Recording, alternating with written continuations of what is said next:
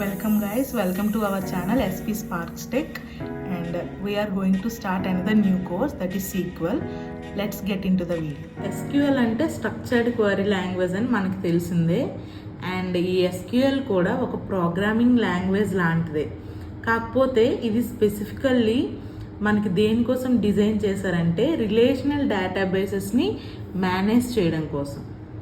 Relational డేటాబేసెస్ని manage చేయడానికి మనం ఈ SQL యూస్ చేస్తామన్నమాట. సో ఈ SQL అనేది మనకి డేటాని క్వరీ చేసి తీసుకోవడానికి అండ్ ఏదైనా ఒక డేటాని అప్డేట్ చేయడానికి, మేనేజ్ చేయడానికి ఇలా రకరకాలుగా ఉపయోగపడుతుంది అనమాట.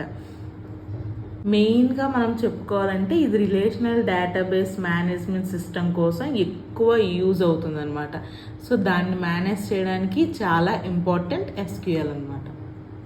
సో ఇది ఏమేమి చేస్తుంది, దేనికి యూజ్ అవుతుంది, దీంతో ఏం చేస్తాం అనేది ఒక్కో పాయింట్ స్టెప్ బై స్టెప్ మనం క్లియర్గా తెలుసుకుందాం. First of all database management అనమాట. సో ఈ డేటాబేస్ మేనేజ్మెంట్ అంటే ఏంటంటే మనం డేటాబేస్లో డేటాని క్రియేట్ చేయడానికి, లేదంటే రిట్రైవ్ చేయడానికి, లేకపోతే అప్డేట్ చేయడానికి, ఇలా స్టాండర్డ్ ఆపరేషన్స్ అంటే డిలీట్ చేయడానికి, ఇలా ఈ ఆపరేషన్స్ అన్నీ చేయడానికి మనకి SQL అనేది యూజ్ అవుతుంది. నెక్స్ట్ వచ్చేసి మనకి డేటా క్వేరింగ్ అనమాట. డేటా క్వేరింగ్ ఇందులో ఏం చేస్తామంటే మనకి ఒక డేటాబేస్ నుంచి మనకి కావాల్సిన డేటా, అవసరమైన డేటాని రిట్రైవ్ చేసుకోవడానికి క్వరీని ఇచ్చి మనం ఆ డేటాని రిట్రైవ్ చేసుకుంటాం అనమాట. సింపుల్గా చెప్పాలంటే ఒక స్పెసిఫిక్ డేటా అడిగితే, లేకపోతే ఏదైనా ఒక కాంప్లెక్స్ ఆపరేషన్స్తో చేయగలిగిన డేటా, ఫర్ ఎగ్జాంపుల్ మనకి డిఫరెంట్ డేటా సెట్స్ నుంచి ఒక కామన్ డేటా కావాలి అంటే అలాంటి టైంలో ఇది ఏం చేస్తుందంటే మల్టిపుల్ టేబుల్స్ అండ్ కండిషన్స్ని యూజ్ చేసి కూడా మనం డేటా క్వెరీని చేస్తే ఆ డేటాని మనకి రిట్రైవ్ చేస్తుంది అనమాట. సో డేటా క్వెరింగ్ అనేది కూడా SQLలో ఒక పార్ట్. నెక్స్ట్ వచ్చేసి మనకి డేటా మోడిఫికేషన్. ఇందులో ఏంటంటే ఏదైనా ఒక డేటాబేస్ ఉంది అనుకోండి, దానిలో మెయిన్గా మనకి డేటా మోడిఫికేషన్ అనేది చాలా అవసరం.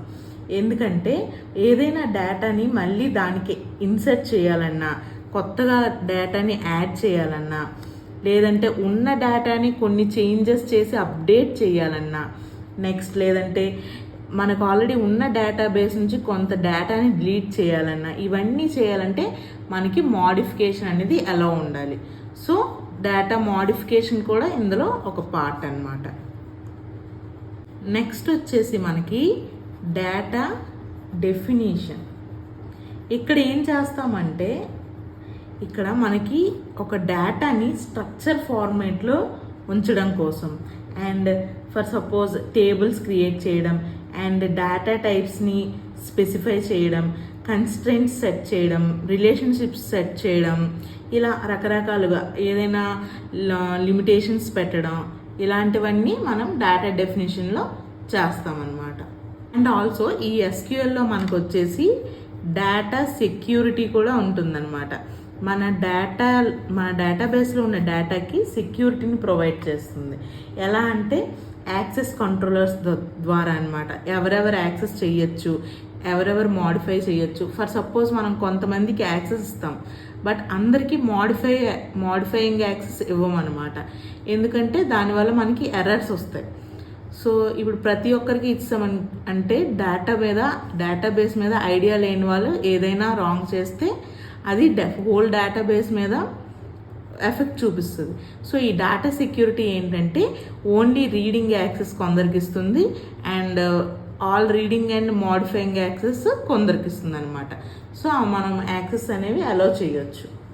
అండ్ ఈ SQLలో వచ్చేసి మనకి డేటా ఇంటిగ్రిటీ కూడా ఉంటుంది. సో డేటా ఇంటిగ్రిటీ అంటే ఏంటంటే మనకి డేటాకి కొన్ని లిమిటేషన్స్ అండ్ కన్స్ట్రెంట్స్ని సెట్ చేయడం వల్ల మనకి డేటా అనేది కొంచెం సెక్యూర్గా ఉంటుంది. ఫర్ సపోజ్ ఈ డేటా ఇంటిగ్రిటీ దేంతో అచీవ్ చేస్తామంటే మనకి సమ్ కీస్ ఉంటాయి, like primary key, foreign key and unique constraints, అంటే కొన్ని యూనిక్ రూల్స్ రెగ్యులేషన్స్ పెట్టడం అనమాట మన డేటాబేస్కి. సో దీంతో మనం ఏం చేస్తామంటే డేటా ఇంటిగ్రిటీని అచీవ్ అవుతాం అనమాట. అండ్ ఆల్సో మనకి SQL అనేది ట్రాన్సాక్షన్ కంట్రోల్ని ప్రొవైడ్ చేస్తుంది.